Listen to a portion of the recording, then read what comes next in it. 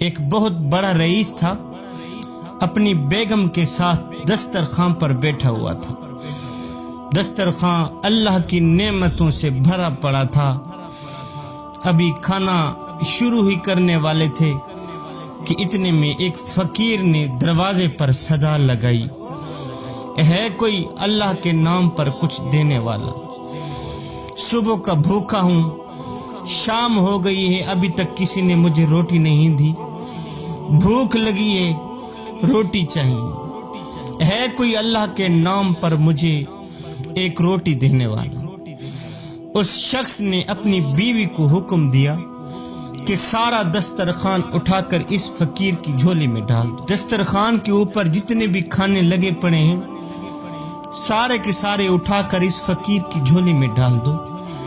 عورت نے حکم کی تعمیل کی، سارا کا سارا دسترخوان اٹھا کر جس وقت اس نے اس فقیر کا چہرہ دیکھا، جس وقت عورت نے اس فقیر کا چہرہ دیکھا تو دھاڑے مار کر رونے لگی، تڑپنے لگی، رونے لگی۔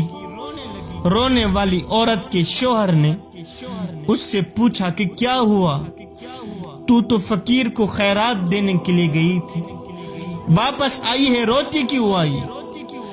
اس عورت نے بتایا کہ صاحب، یہ شخص جو فقیر بن کر ہمارے گھر پر دستک دے رہا ہے، یہ جو بھکاری بن کر ہمارے دروازے کے سامنے بیٹھا ہے، چند سال پہلے اس شہر کا سب سے بڑا مالدار اور ہماری اس کوٹھی کا مالک اور میرا سابق شوہر تھا۔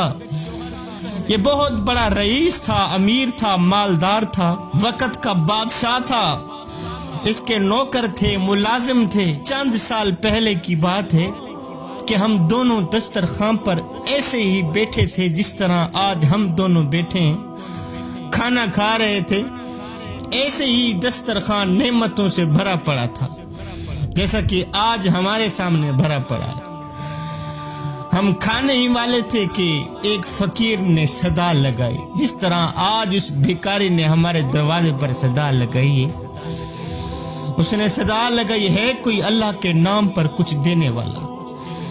میں 2 دن سے بھوکا ہوں، اللہ کے نام پر کھانا دے دو، مجھے دعا کر کے چلا جاؤں گا۔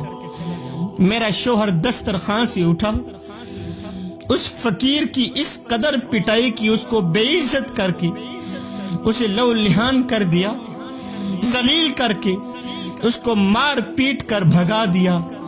نہ جانے اس فقیر نے کیا بد دعا دی کہ میرے شوہر کے حالات دن بدن خراب ہونے لگے، کاروبار ٹھپ ہو گیا، اور جب کاروبار ٹھپ ہوا مال بھی چلا گیا، پیسہ دھن دولت ختم ہو گئی، پھر ملازم بھی نہ رہے، نوکر بھی نہ رہے۔ جب اس کے پاس کھانے کے لیے کچھ نہیں تھا تو وہ ایک فقیر بن گیا، اس نے مجھے بھی طلاق دے دی۔ چند سال گزرنے کے بعد میں آپ کی زوجیت میں آئی، میں آپ کی بیوی بنی۔ شوہر بیوی کی یہ باتیں سن کر چیخ پڑا، بیوی کی یہ داستان سن کر تڑپ گیا، رو کر کہنے لگا، اے میری شریک حیات، کیا میں آپ کو اس سے زیادہ تعجب والی بات نہ سناؤں؟ شریک حیات نے کہا، میرے سرتاج ضرور بتائیں۔ کہنے لگا، جس فقیر کی آپ کے سابق شوہر نے پٹائی کی تھی وہ کوئی دوسرا نہیں تھا بلکہ وہ فقیر میں ہی تھا۔ اللہ اکبر۔ اس شخص نے، اس ظالم نے مجھے ذلیل کر کے، مجھے دھکے دے کر مجھے مارا، پٹائی کی، مجھے لہو لہان کر دیا۔ اے میری شریک حیات، وہ کوئی اور نہیں تھا، وہ فقیر میں ہی تھا۔ بے شک ظالم اور متکبر کو فلاح نہیں دیتا میرا اللہ۔